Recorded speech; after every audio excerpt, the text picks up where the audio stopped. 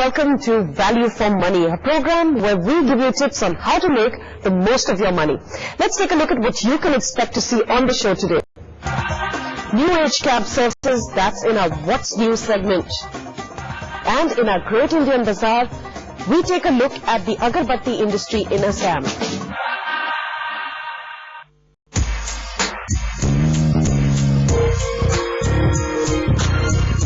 They can relieve stress, bring down your blood pressure, and can be your best friend on a lazy Sunday.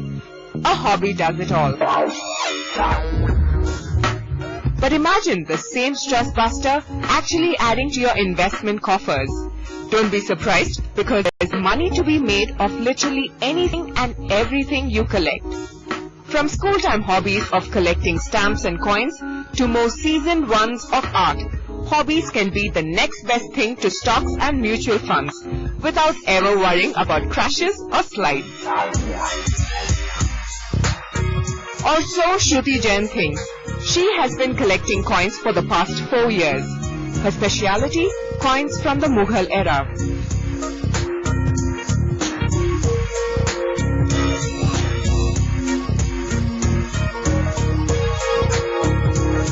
Shruti spends most of her time reading catalogs, trying to learn more about Indian history and culture. She is now slowly beginning to understand the potential flip side of this hobby. For the time being, I'm a collector. It's my hobby. But later, 10-15 years down the lane, for me, probably it will be an investment, yes, with the growing competition. Just to put it in perspective, Tayyab Mehta's Mahishasura sold for over 7 crores in the year 2005. A 50 rupee Bengal note sold for 5.5 lakh rupees. An autograph of Bapu is generally priced at around 2 lakhs. And for a slightly lesser known public figure like Raja Ram Mohan Roy's letter, this would go for around 1 lakh. So even if investment in art fetches you higher returns, you can pocket a handsome amount in these alternatives as well.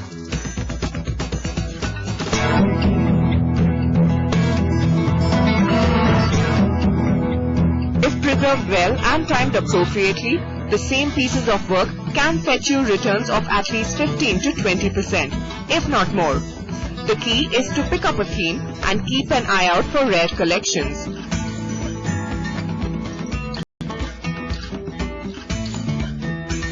Ravi Somani's hobby room boasts of masterpieces like the autographs of the first 3 men on the moon and sportsmen like Michael Schumacher and Lance Armstrong. He also has a signed picture of all the James Bonds till date, and this is only some of them. As of now, Ravi does not look at his collections from an investment point of view, but keeps himself abreast of how much value rests in this hobby room. We put just 1 or 2, like for example this 3 Men in the Moon. I picked it up for about $2,000 US outside India. In year 2006 beginning, 1.5 years back, and I think it is nearly 2 times now of that value.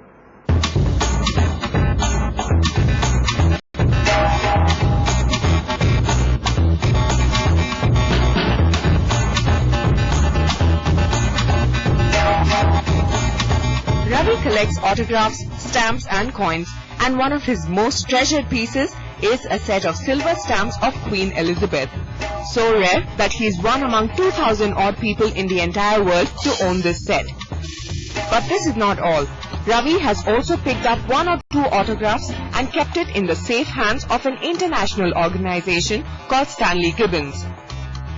This UK-based body acts as a bank, an auctioneer and an investment advisor when it comes to stamps and autographs. He has entered into a clause where Stanley Gibbons holds on to an autograph or stamp for a fixed number of years, after which Ravi can decide to take it back from them or sell it back to them. So this is how it works for a collector like Ravi Somani dealing with an organization like Stanley Gibbons.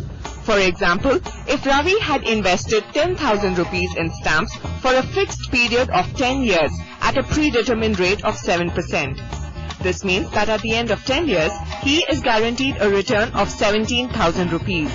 However, if the value of stamps increases at an average of 10% per annum, the price of Ravi's stamps would have risen to 25,900 rupees at the end of 10 years. Ravi then can choose to sell his stamps at a Stanley Gibbons auction or sell it back to Stanley Gibbons for 75% of the price prevalent after 10 years. That is 19,425 rupees. So, Ravi stands to make a profit of 15%.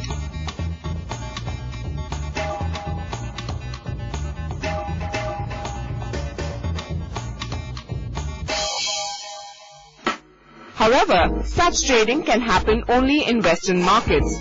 In India, trading in such products is still fairly unorganized. Also, the Indian antique law can be restrictive to those of us who want to buy or sell coins and more. See, we have Archaeological Survey of India, which has a rule that anything more than 100-year-old is called antique. Coin you don't have to record with ASI. Exemption is with coins and stamps.